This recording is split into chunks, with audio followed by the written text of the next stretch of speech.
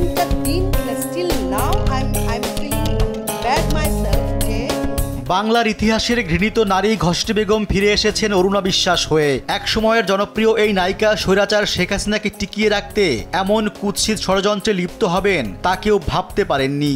আলো আসবেই নামে গোপন হোয়াটসঅ্যাপ গ্রুপে গণহত্যার ইন্ধন জুগিয়েছেন। সেখানে সক্রিয় ছিলেন 160 জন ব্যক্তি, যাদের মধ্যে অভিনয়শিল্পী, সাংবাদিক, নির্মাতা ও 2 মন্ত্রীর নামও দেখা গেছে।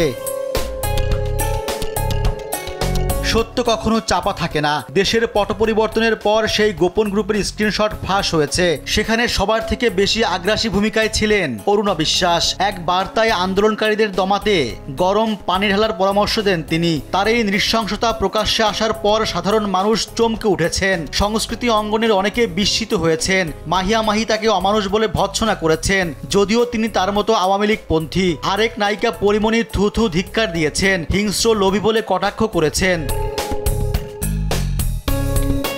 সরকার পতনের পরেই কানাডায় পালিয়েছেন অরুণা বিশ্বাস। সেখান থেকে দেশের একটি গণমাধ্যমকে গরম পানি ঢেলে দেওয়া প্রসঙ্গে কথা বলেছেন, করেছেন আত্মপক্ষ সমর্থন। তার কথায়, যে প্রতিবাদ করবে সেই খারাপ। আমরা কিন্তু গ্রুপে কোনো বাজে কথা বলিনি, সবসময় বলেছি ছাত্রদের সঙ্গে বসেন, কথা বলেন। আমরা তো আর নীতি নির্ধারণী কেউ না। সেখানে বলা হয়েছে হাসপাতালে আগুন, ওখানে কেউ ঢুকতে পারছে না। আমি বলেছি গরম জল দিলেই হয়, গরম জল তো কামান থেকে দেয়, জল কামান লিখি নাই আর কি। ওখানে বোধহয় মিস্টেক হয়েছে, কামানে যে গরম জল থাকে সেটার কথা বলেছি।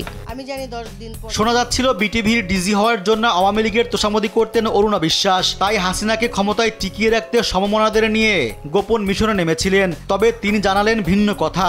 আমি অরুণা না, আমি বিটিভির ডিজি হতে চাই নাই, এটা তো সম্ভব না। আমি ডিরেক্টর অব প্রোগ্রাম হওয়ার জন্য বলেছিলাম আগের তথ্য ও সম্প্রচার মন্ত্রীকে। উনি বলেছিলেন এটা তো প্রধানমন্ত্রীর বিষয়। এইটুকুই। আমি আসলে কাজ করার জন্যই হতে চেয়েছিলাম। দেখতেছি সবাই মিলে। কানাডা থেকে দেশে ফেরা প্রসঙ্গে কোনো কথা বলেননি অরুণা বিশ্বাস। তবে ধারণা করা হচ্ছে রাষ্ট্রের বিরুদ্ধে ষড়যন্ত্রের কারণে ঢাকায় ফেরা তার পক্ষে সহজ হবে না। ফিরলেই শাস্তির মুখে পড়তে পারেন তিনি।